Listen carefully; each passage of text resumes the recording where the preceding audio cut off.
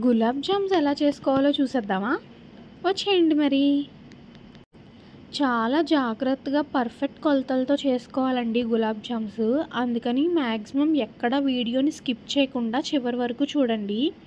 నేను ఏ కొలతలతో అయితే చేసుకున్నానో ఆ కొలతల్ని మీకు చెప్తున్నాను. ఇది ప్రమోషనల్ వీడియో కాదండి. ముందుగా 2 ప్యాకెట్లు గులాబ్ జామ్ ప్రీమిక్స్ పౌడర్ని తీసుకుని అందులో 200 ml ఆఫ్ వాటర్ని వేసుకోవాలి.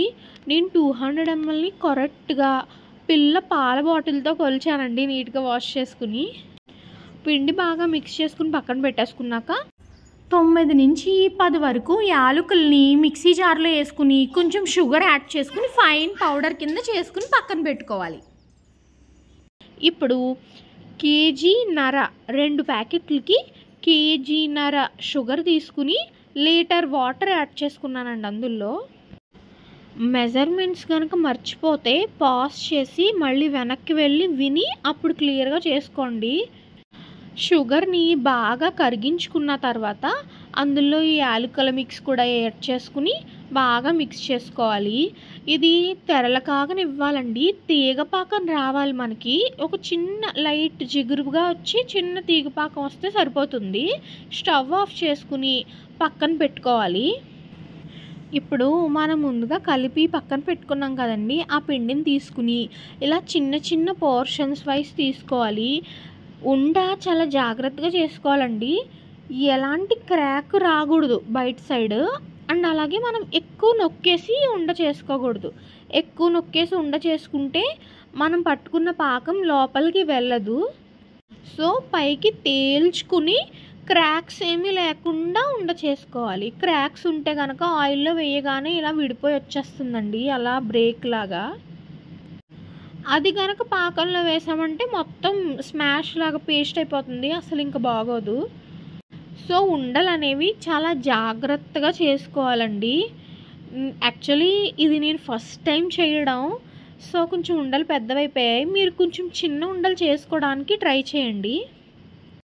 ఇలా ఉండలన్నీ చేసుకుని పక్కన పెట్టుకున్న తర్వాత ఒక్కొక్కటిగా ఆయిల్లో వేసుకుని ఫ్రై చేసుకోవాలి.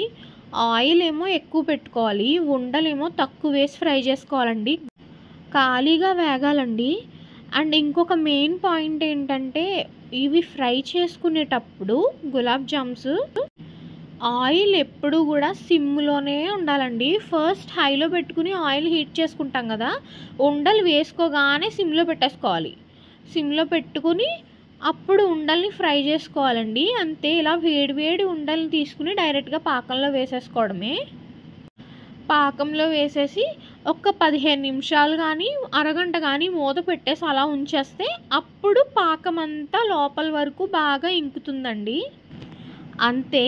ఎంతో సింపుల్గా మన గులాబ్ జామ్స్ రెడీ అయిపోతాయి. కానీ చాలా జాగ్రత్తగా చేసుకోవాల్సిన స్వీట్ ఇది మాత్రం. గులాబ్ జామ్స్ క్రాక్ వచ్చినా చెడిపోతుంది, గట్టిగా ఒత్తి చేసినా చెడిపోతుంది. పాకం జిగురు రాకుండానే కట్టేసుకున్నామంటే కనుక పాడైపోతాయి గులాబ్ జామ్స్, నిలవ ఉండవు. సో చాలా జాగ్రత్తగా చేసుకోవాలండి. టిప్స్ని చెప్పినవన్నీ ఫాలో అవ్వాలి. హైలో కనుక పెట్టుకుని ఫ్రై చేసేసుకుంటే బయట కలర్ వస్తుంది తప్ప లోపల ఉడకదు గులాబ్ జాము. సో జాగ్రత్తగా చేసుకోండి. సబ్స్క్రైబ్.